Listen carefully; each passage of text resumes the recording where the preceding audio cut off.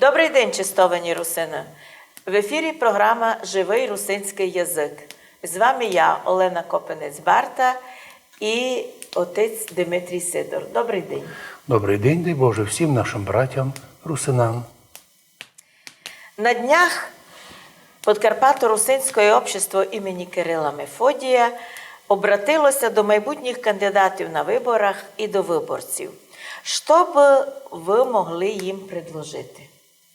Закарпатське обласне Подкарпато-Русинське общество Кирила і Мефодія перед началом виборів, перед началом тої кампанії прийняло рішення обратитися до виборців і до кандидатів на виборах, щоб як ніколи раніше тепер взяли на себе відповідальність за будущі судьби нашої держави.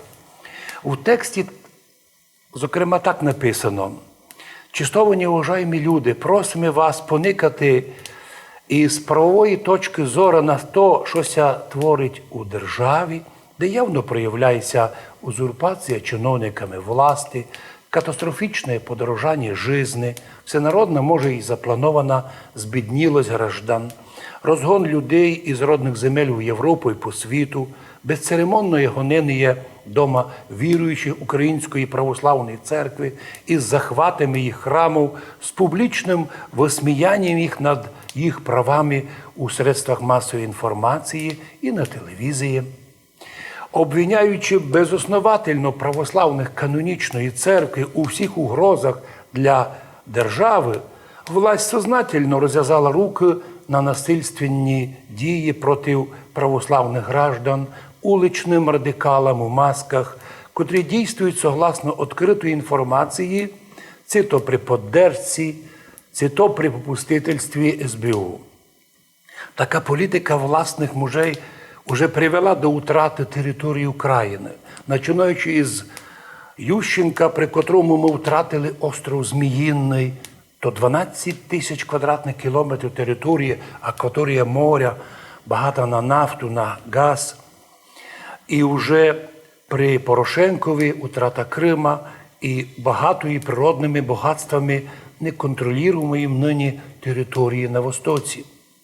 Власть України довела свої діяння до штучних конфліктів з усіма сусідніми державами і грубо посягнула на права всіх національних меншин у держави, в тому числі на права і свободи русинського народу Закарпаття, создаючи, як нам видиться, запланований цинічний роздор між гражданами по принципу «розділяй і властвуй».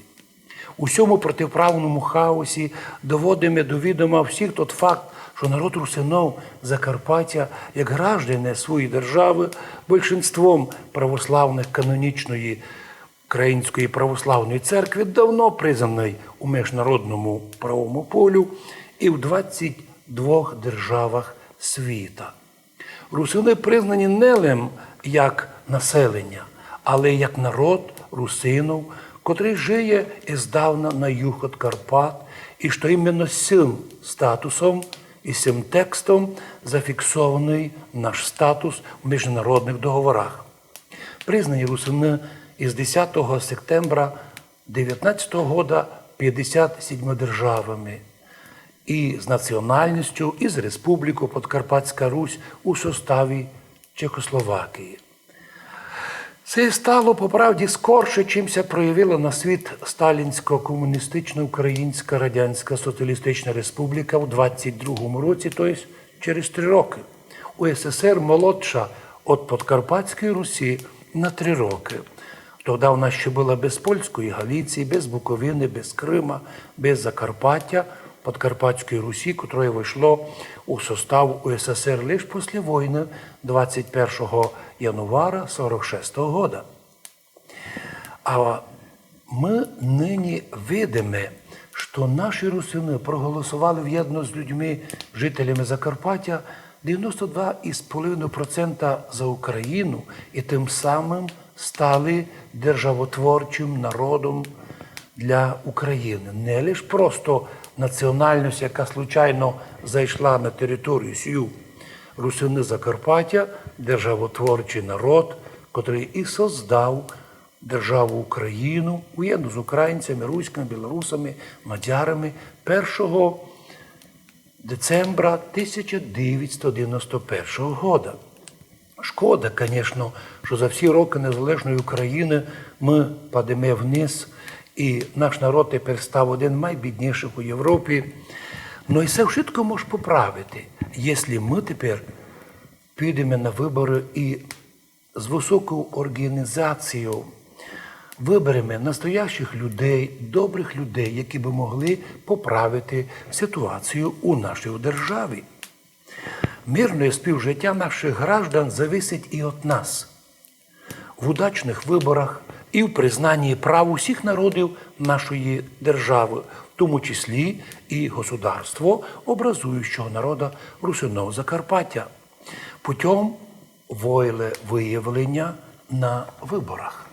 Так примерно звучить обращення в оригіналі у русинському язикові общества Кирила і Мефодія. Це означає, що ми якби наперед хочемо попросити всіх, і кандидатів на вибори, і виборців подумати. У нас уже часу не є. У нас може бути остання попитка сохранити державу, єдинство держави, благодаря тому, що на виборах прийдуть нові люди, які би боліли за державу, за рівноправ'я між гражданами, і щоб держава була дійсно соціально направлена, переживала би за всіх людей, а не радувала бися, що почти 5 мільйонів людей в один бік, 5 мільйонів в другий бік покинули державу. Це катастрофа, і її можемо змінити путем активної участі у майбутніх виборах. А це можуть до власти йти священнослужителі? Священники, точніше, можуть йти на вибори, але священник не має права бути членом партії, може бути співучасником движення, допомагати, виступати, підтримувати. Але якщо хоче сам бути депутатом або кандидатом у депутати, то мусить мати відповідне благословення від священноначалія, яке прописано у рішенні священного синода. Я вже був 2 рази депутатом обласної ради від імені Ужгорода і депутатом районної ради у Перечині, а тому маю опит такий, однако ніколи не давав їм наперед нікому згоду йти на вибори до тих пір, поки не буде відповідної домовленості із духовниками або із рішенням керівництва церкви. Хоча рахую, що там би добре бути в депутатах і нашим священникам, як то вже тепер зробили, священники греко-католицькі, котрі наповнили і обласну раду, і районні ради своїми людьми. Но на це буде відповідне рішення. Дякуємо вам красно. На цьому передача «Живий русинський язик» завершена. Будьте здорові!